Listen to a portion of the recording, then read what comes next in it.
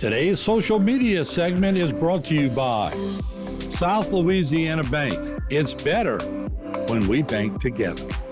Waits and Downer, attorneys at law. Terrebonne Ford, built Ford tough.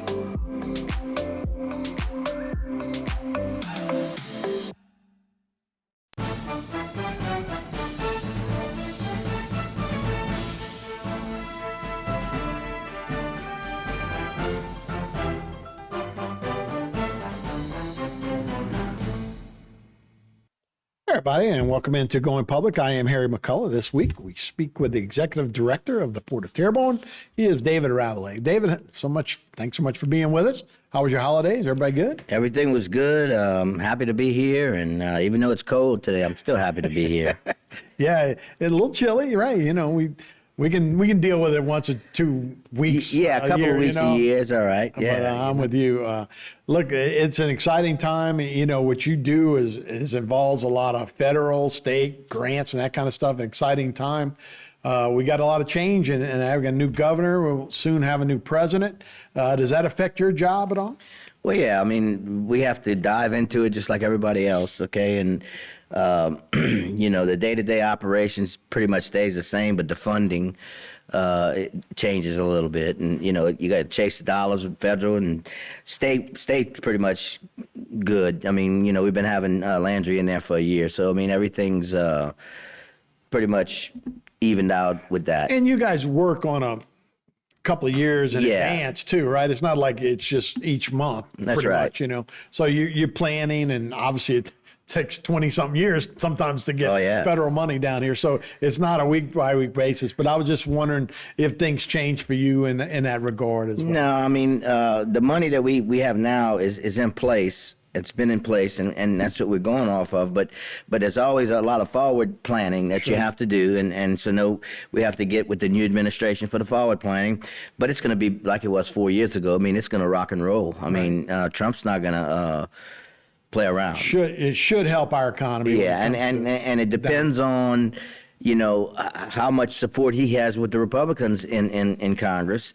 Because he's got such a narrow majority in the House that 1 or 2 votes can mess everything up. Right. So, but I think based on when Johnson just got reappointed or renominated for the Speaker of the House, right? That should help. That kind of showed that hey, they're kind of all together right now. You know, they had 1 or 2 that were out, but they reeled them back in before taking a second vote, and they changed their vote. One of them changed his vote, and they made it. So the Democrats always stick together. It doesn't matter what they're voting on. They don't. I don't even think they think about what it is. They just saying, they look at one guy. What are we going to do? We're going to vote yes. So everybody votes yes. I mean, it's, you know, so, and there's some on the Republican side that they want the Cadillac or the Rolls Royce every time, okay? Right. And you're not going to get that. When you negotiate with people, you got to give a little bit and get a little bit, you know? And so those staunch Republicans that want everything their way, you know, it makes it tougher, you know? Well, from an energy standpoint, it seems to be right up there with immigration reform,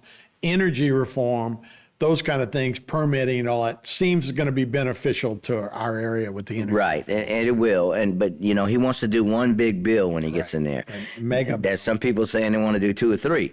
He wants to do one, get it over with, and move on. You know. Well, we're losing some of those people are going to be in his cabinet. Exactly. So you got to get the vote before they exactly. go. And then the you know, the it's just the whole atmosphere. It changes when you have a new administration. Yeah, it seems like there's a big difference. So let's talk a little bit about how that'll affect us. And one of the ways, of course, is you're always talking about maintaining the HNC and the dredging there. So where are we at on the dredging there? Well, the inland dredging was done last year, and it's the first time in 15 years it was done. It's all good.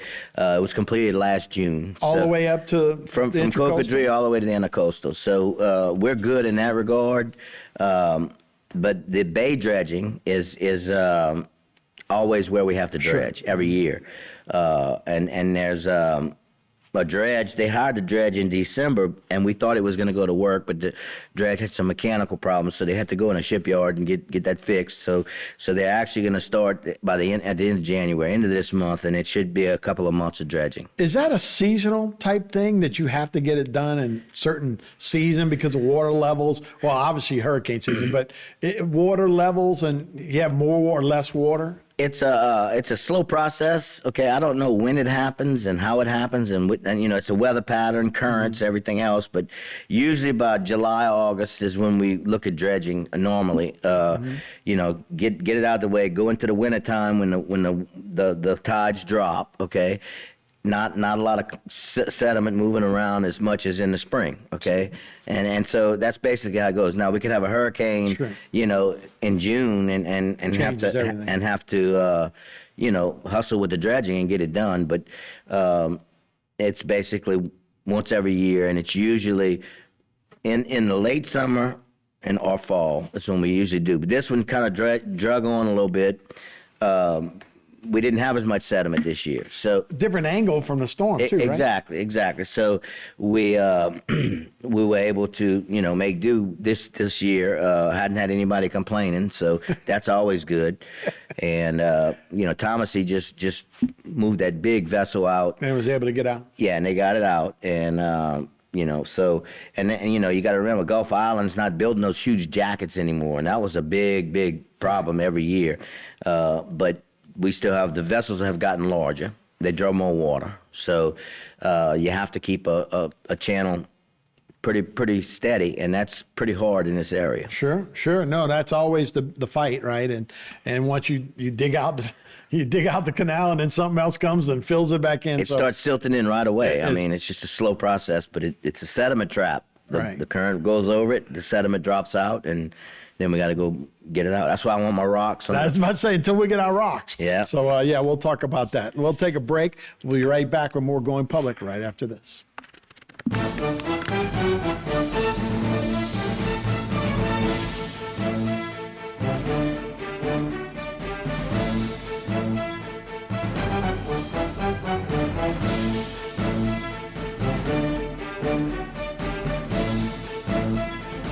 Today's social media segment is brought to you by Terrebonne General Health System. Your health is our legacy. Rouse's, you're either local or you're not. Buick, the craft of modern luxury. St. Martin and Bork, know your rights.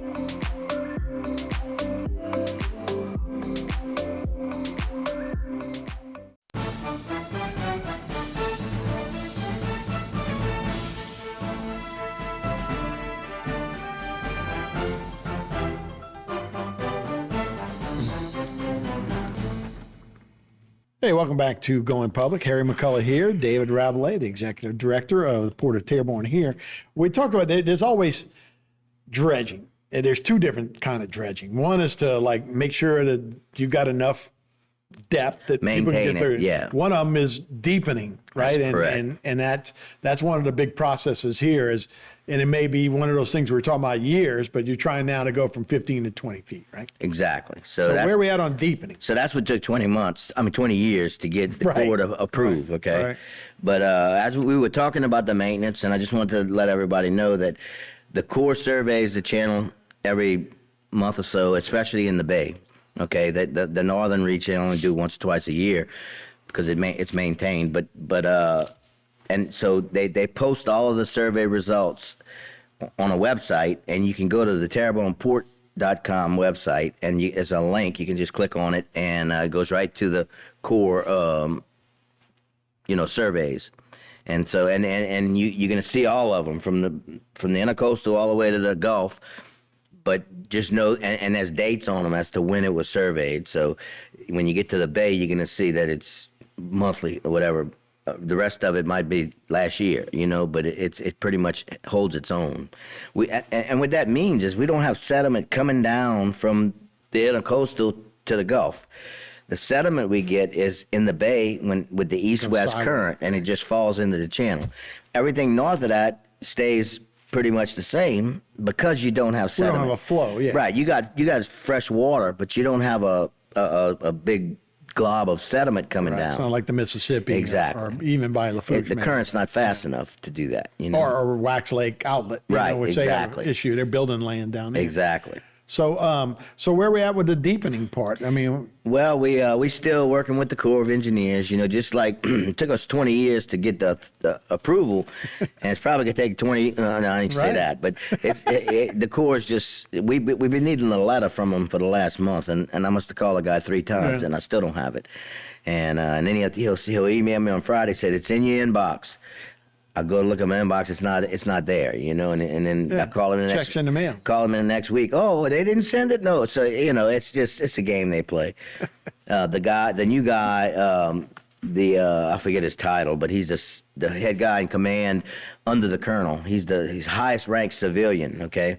And he just took, Mark Wingate was that guy for years, and it's an art, okay?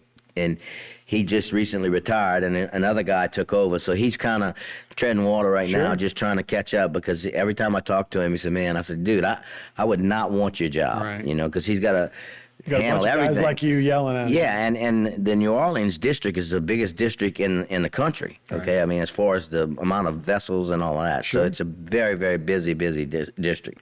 But as far as the deepening, we've been meeting with the Corps to discuss the rights of ways and the pipelines and the permits, and you know the battle's going to be who's responsible to pay to lower the line. You know, you got these pipeline companies that have these pipelines crossing the channel, and then all of a sudden they get a letter saying, "Hey, look, we're going 5 feet deep, but your pipeline is going to hinder that, so you have to lower it."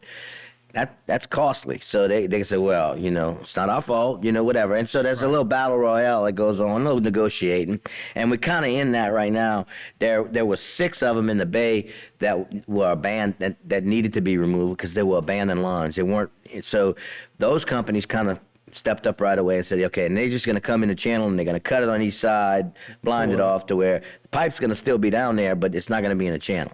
Right. You know, so that's one thing we do. We work and they have the Corps has a whole legal department that, you know, with lawyers, and they deal with this all the time. I mean, they deepen in the Mississippi River. They had numerous pipelines crossing that, so they know how to play the game, but they're still waiting on the federal funding to get to them. It's all been approved, but it's going to be included in their fiscal year 25 work plan. Okay. And that's kind of lagging behind. It's supposed to be done in October. Okay, they still don't have the money, and so they're not going to step out and try to do all of this work with all their people without their money. So that should happen in the next month or so, and we'll be able to start making some headway. You know, once we get them involved, and that was the letter I was telling you about.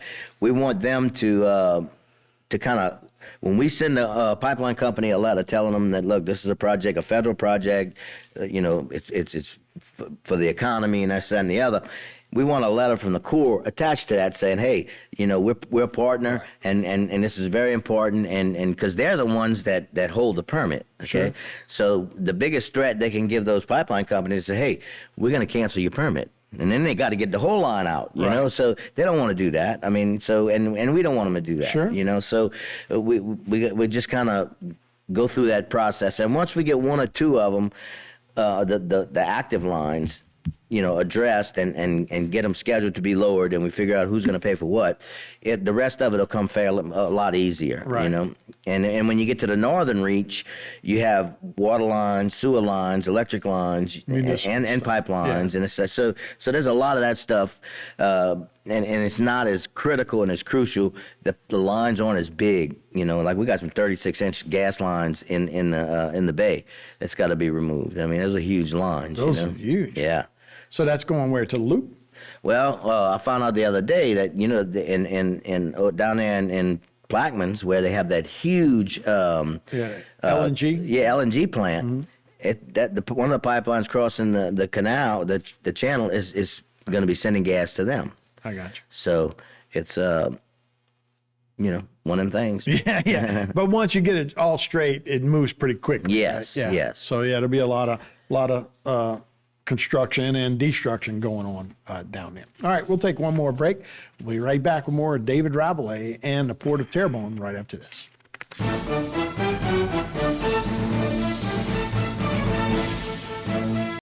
Today's social media segment is brought to you by Alford and Associates for all of your insurance needs. CIS, Cardiovascular Institute of the South, the highest quality cardiovascular care available. Barker Honda, the Barker family tradition of quality.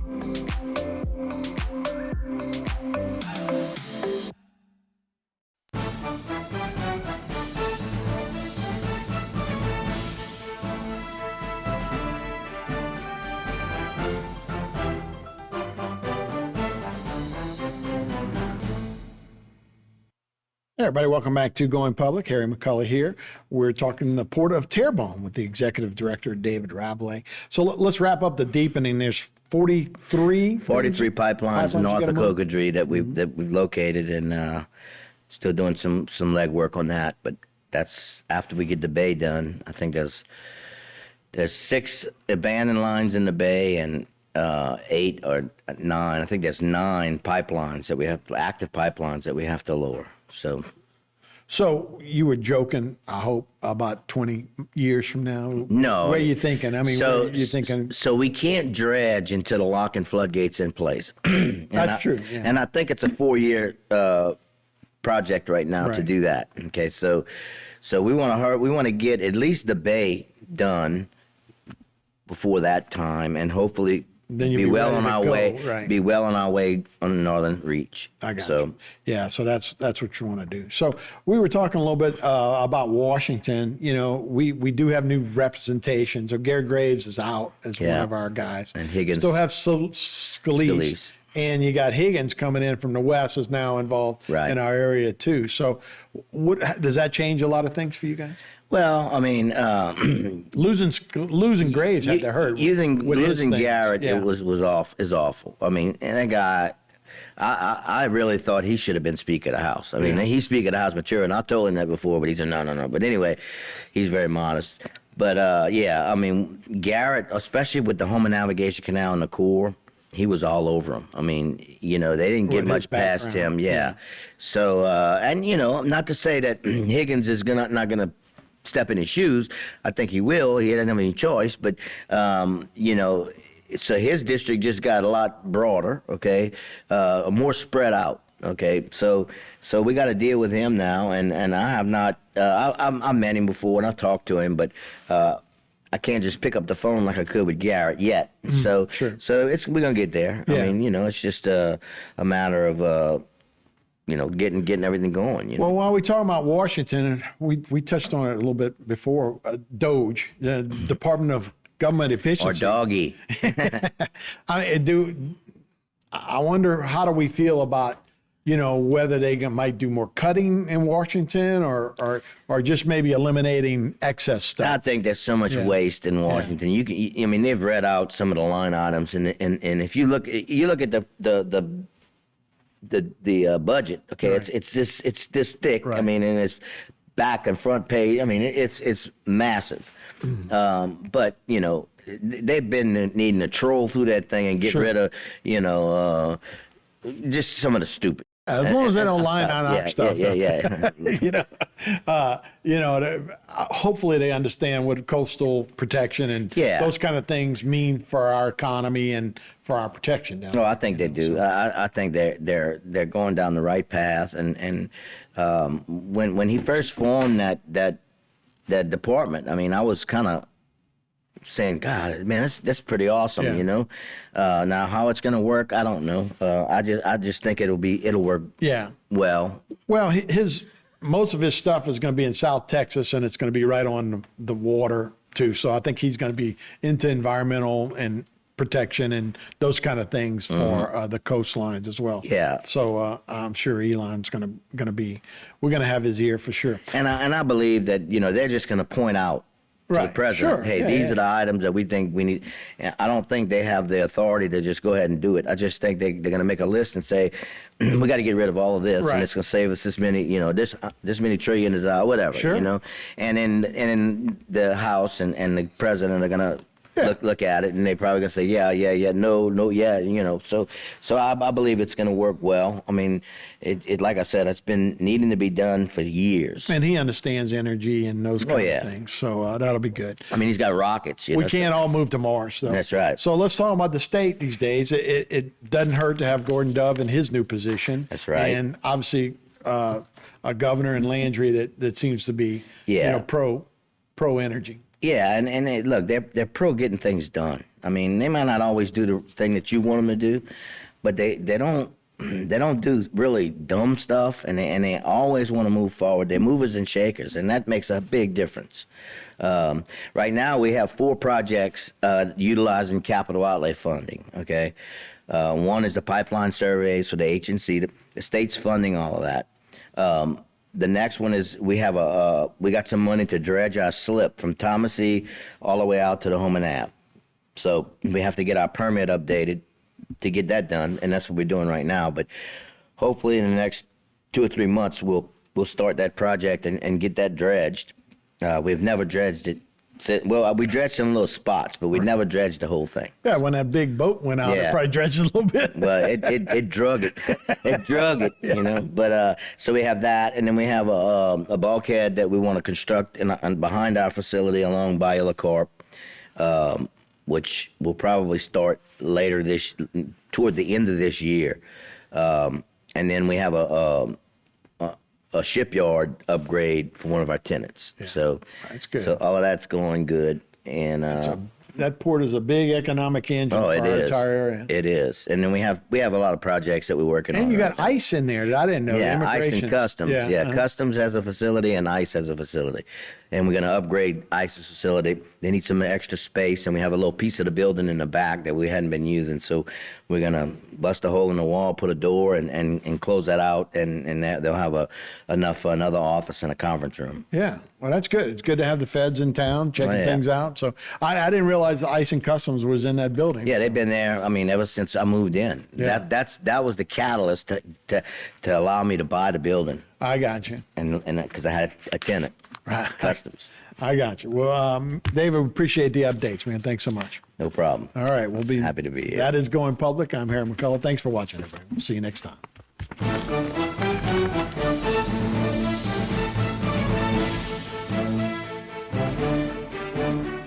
Today's social media segment is brought to you by South Louisiana Bank. It's better when we bank together. Waits and Downer, attorneys at law. Terrebonne Ford, built Ford tough.